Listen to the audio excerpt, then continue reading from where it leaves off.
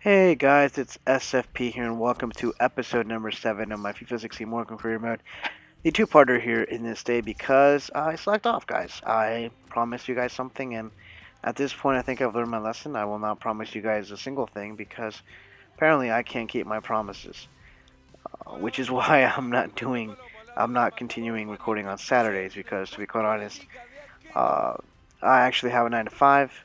This isn't my sole purpose in life, if you will, and I don't mean that in a bad way. It's more of a joke here, guys. So please don't take it seriously for any YouTubers who are actually doing it as a living. You do your thing, guys, and I'll do my thing. This is more of a leisure thing for me to do, kind of a hobby, if you will. And so, even though obviously uh, playing a video game shouldn't be felt of as work, which is one of the reasons why I don't want to do this as a full-time commitment thing. I do need a little break every now and then. Editing these videos kind of takes a chunk of my time, and the work I have right now causes me a certain amount of stress. It isn't the most complicated thing, but when you have people yelling at you for things you have basically aren't responsible for, that kind of tends to weigh on you, and so you kind of want to break from everything, including this actually. Because while I do enjoy it, there's some moments where I need to step away from the video game world and just kind of enjoy a good movie or go out and spend some time with some friends. And if I keep playing like this, I will have plenty of time to spend with my friends because I'll probably get fired. But what a sloppy start of the game for us, but sloppy for us, but quality goal here. There's no shame in conceding that goal. That was perfectly executed, perfectly played. My goalkeeper was a little bit too off his line, to be quite honest, at least for my comfort. And what a perfectly slotted pass here. And this is one of the issues that I'm going to come up with. Should I sell Roach? Because Roach, he wouldn't fall for that crap. I know for a fact he wouldn't. But these younger players, these more inexperienced players, they're still kind of learning the ropes here, and so they're gonna make a couple of horrendous mistakes. That being one of them. But anyways, guys, this is the first time in a long time actually that we've been down a goal, and because of it, I'm actually considering making a few substitutions. And I just realized recently that I actually have two players on my bench that haven't played many minutes so far. So now I'm making it a point that when I use my B team, I will use these two substitutions because I want everyone to play. And I don't want to get an unhappy email from either Doyle or McGowan. And here we have Keller, this youngster who was really low overall at the beginning. And what a great goal. He has come so far since the beginning of the season, being an overall of 52, and I believe now he's a overall of 55 or 56. I don't even know if he has that much strength, but that kick there was amazing, and I think the goalkeeper had it too. As we see on the replay, yes, he did, and he kind of just hit his arm there a little bit, and it goes in. It looked a lot cleaner in real time, but now that I'm seeing the replay, that was the goalkeeper's fault. I'm not gonna uh, remove any credit here from Keller, but that was a blunder from the goalkeeper if I ever saw one. And as we can see here, that will be the end of the game. We have a 1-1 draw, which I'll take a draw over a loss considering we were losing a couple of seconds ago. So I'm going to take that, and we're going to focus on the next one coming up. And as we can see here, Ferrer is happy, and Miller wants the next game, so we will give it to him. We're going to face Portsmouth here.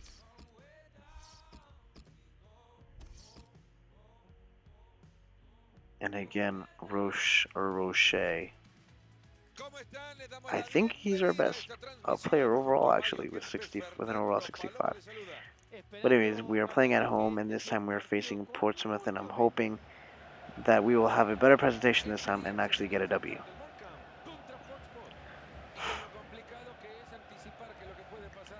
And as we can see there, the fans are excitingly waiting for the game to start. Patiently, I should say. They're not a ruckus kind of fan base so far, but maybe as we go higher up the pyramid here. Maybe we will get some more uh, raucous stadium feels and all that kind of stuff.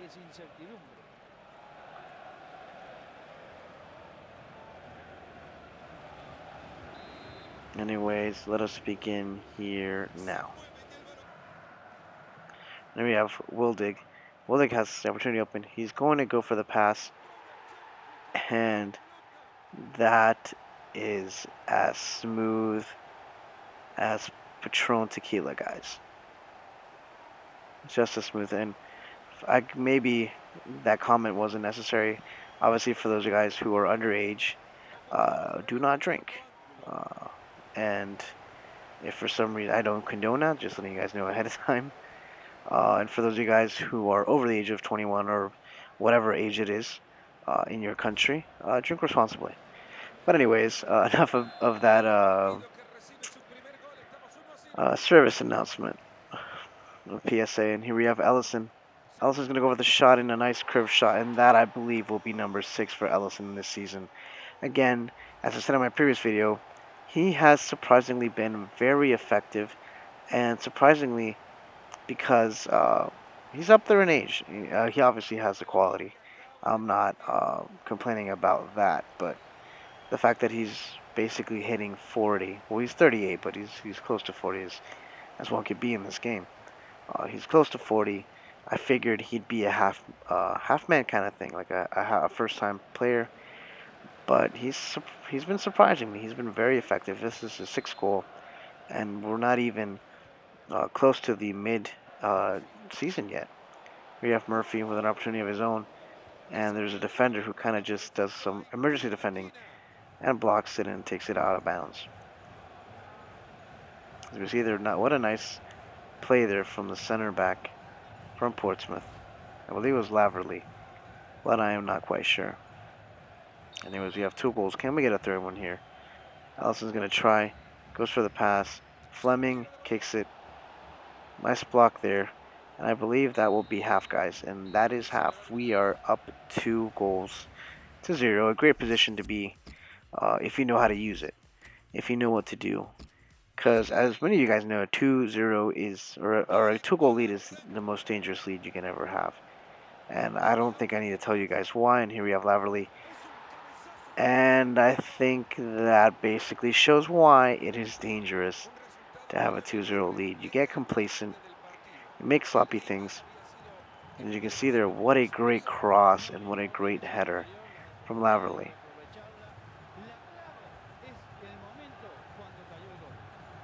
And I think it was this video where I said Roach would not fall for things like that. And I think this still does not count, but I don't know what you guys think. That was a quality goal, though.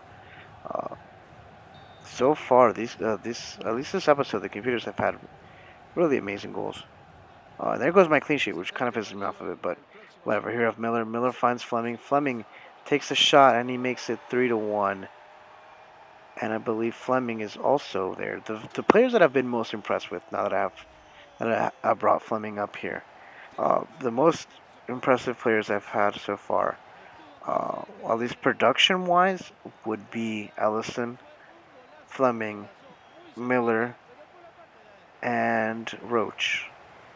That's not to say that there hasn't been anyone else that's been impressive so far.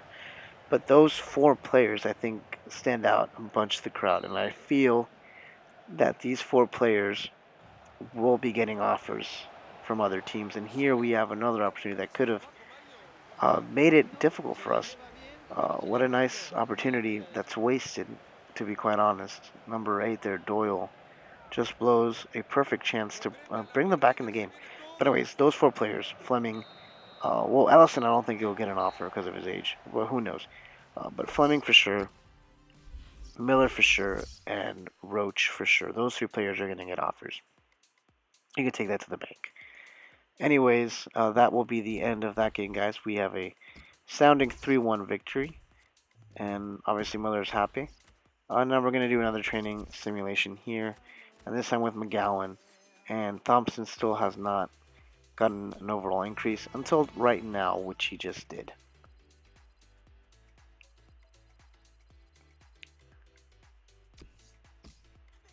And as you can see here, we are now going with the B team yet again, or are we going with the A team? I guess we're going with the A team.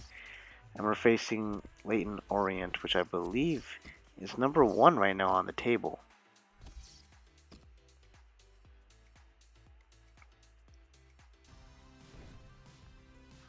Leighton Orient.